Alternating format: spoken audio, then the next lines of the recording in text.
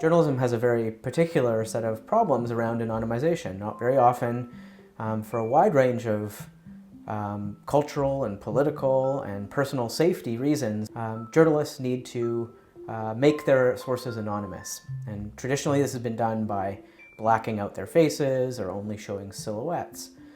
Using the artificial intelligence tool that Steve and his team have built in a way that allows emotional resonance to still carry through in the video, which is very powerful potentially for journalism, because so much of the power of a testimony or a source is in their emotion and in how their face tells the part of the journalistic story. And all of that is lost with traditional forms of anonymization. Given the conversation around empathy in virtual reality and its potential to generate a greater connection to subjects, we wondered if we could use this system to anonymize subjects within 360 VR environments, so that rather than break the empathy connection with subjects, we would actually be able to enhance or maintain people's connection to the stories that they're hearing. So within virtual reality environments, this problem of anonymization in journalism is even more acute. It really is the emotional connection with a subject that is so powerful about the medium. And if you black out that person's face in virtual reality, you break that core attribute and core capability of virtual reality. So it's a multi-tiered cognitive system that uses AI in a number of places. The main piece really is this notion of how artists paint, how they paint portraits. We actually have some pre-steps. The first pre-step is actually just changing the person. So we have AI that actually can look at parts of the face, and we're able to change like the size of the eyes and the thickness of the face. And we actually do that twice. We do that twice for some level of safety, so we think you can't go backwards. The notion would be the user or producer does the first level of changing, and then we do random.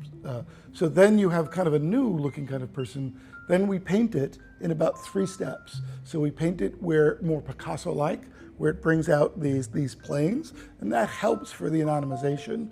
But then also to kind of give it life and to give it emotional value and to give it engagement, that's where we're doing kind of, I would say, like a Van Gogh kind of painting. So we have another AI system that looks at your facial features and the tone of your voice and tries to match that with, we call it emotional valence. And we could match that, the way that emotion goes up and down during their story, we could put that directly in rather than in their eyebrows and the fierceness of their face, which we have to anonymize. We do that a little bit more in the color, the tone, and other emotional elements that are more about perception. One of the things that's most exciting for me about this project is the development of a collaborative tool that allows the subjects of journalism or the participants in art projects to themselves participate in the level of abstraction that they find appropriate for the story that they're telling.